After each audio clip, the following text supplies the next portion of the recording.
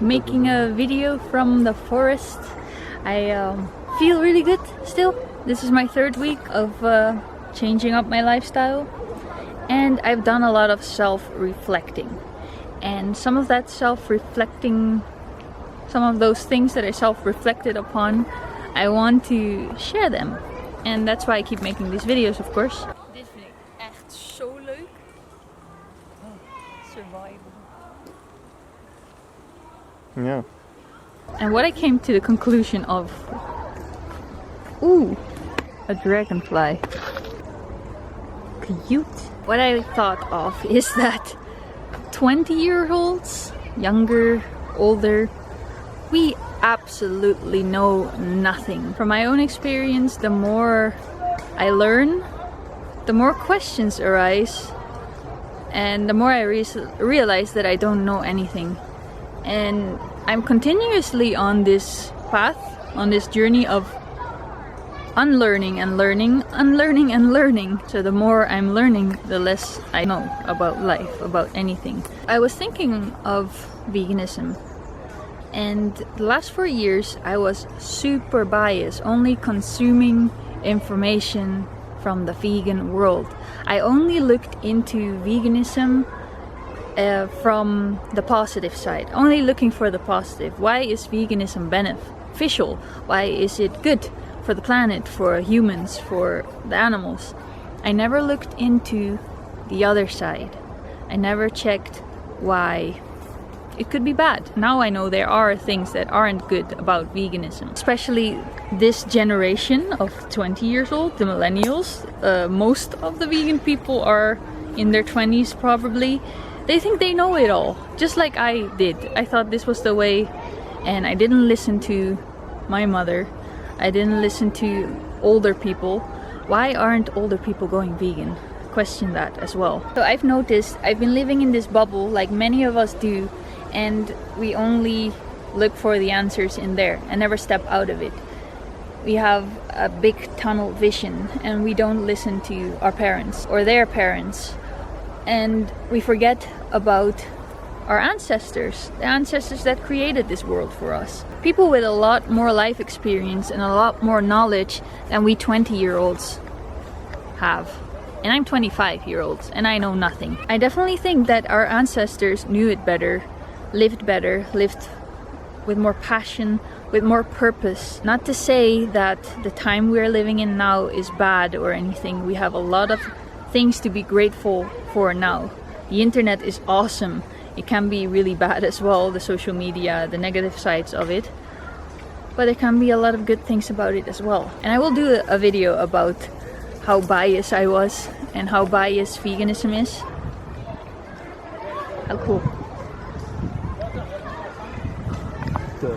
There are 3 stories that I wanted to add to this video. And there's 3 stories or 3 things 3 different ladies, older ladies, have told me. 2 teachers of a natural food chef course I followed. It was a study of 4 years to become a natural food chef. It was plant-based, was about macrobiotics. I learned a lot there. They weren't strictly plant-based, they allowed animal products, but I never had cooked with animal products there. And there's one more thing I learned from my mom that I will share too.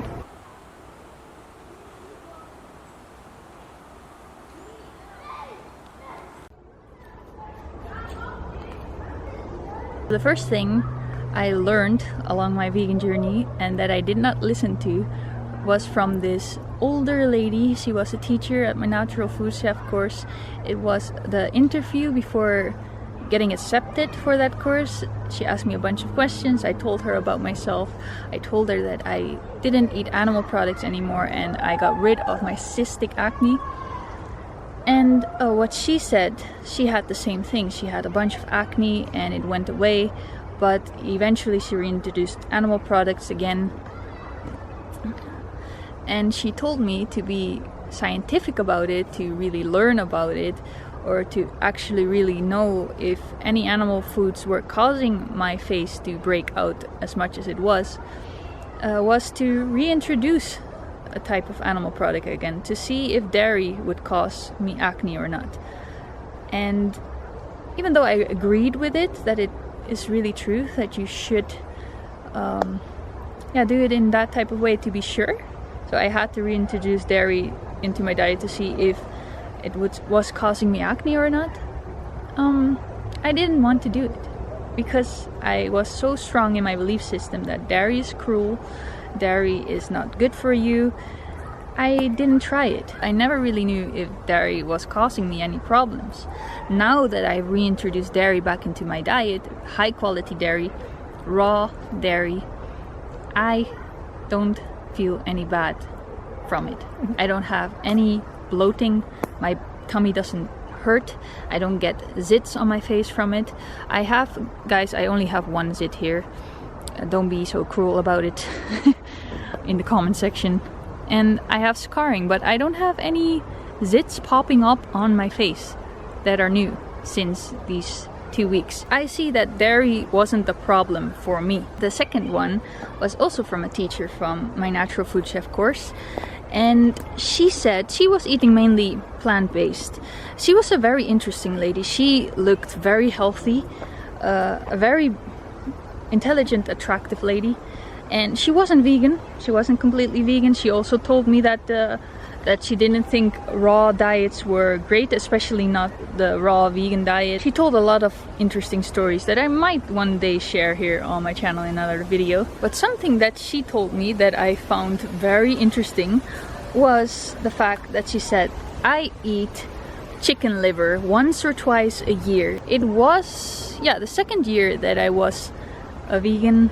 At the end of the second year, towards the third year, I found it so strange. Why would you eat chicken liver if you can get it from supplements? And I also, during that study, I learned that it was hard to get vitamin B12 from supplements. We absorb the animal version a lot better. So she said, why bother? I think, why don't I just eat the chicken liver once or twice a year to get my vitamin B12 on point. I also learned that during times of heavy stress, people can lose a lot of vitamin B12. But for me, as a vegan, I thought that was really weird.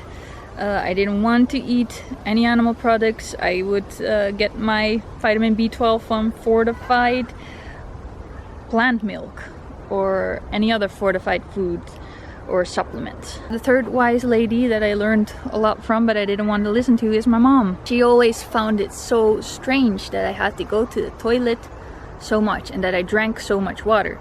She always told me, by drinking so much water, you're losing a lot of minerals.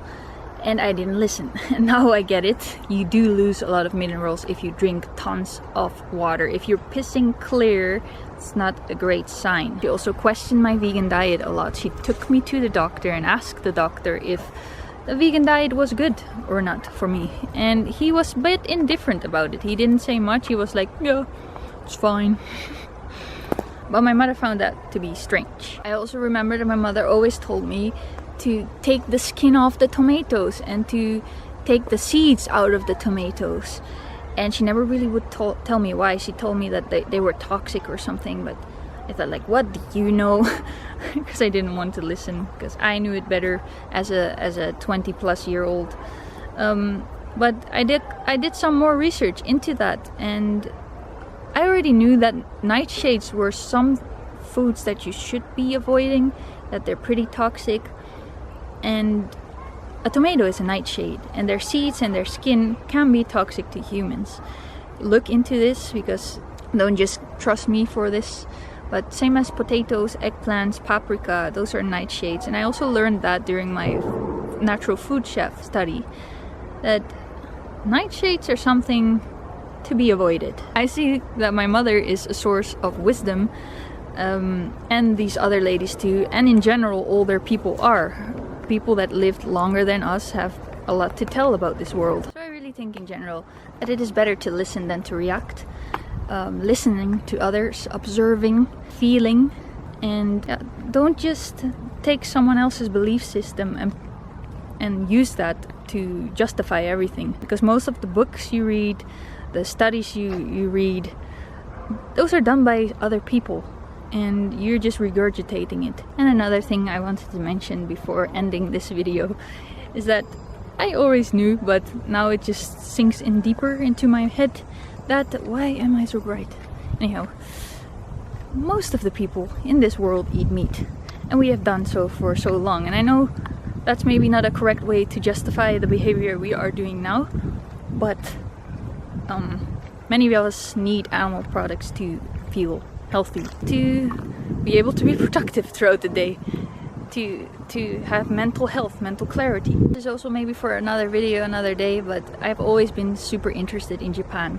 And one of the most long living people of the world are from Okinawa, an island in Japan. I've spoken to people from Okinawa, I've spoken to people from Japan, and they always mentioned how much pork they eat in Okinawa and how they cook everything in pork fat. It's also a thing to think about. The moral of this video, what I wanted to share this message, is to listen to people that are older than you.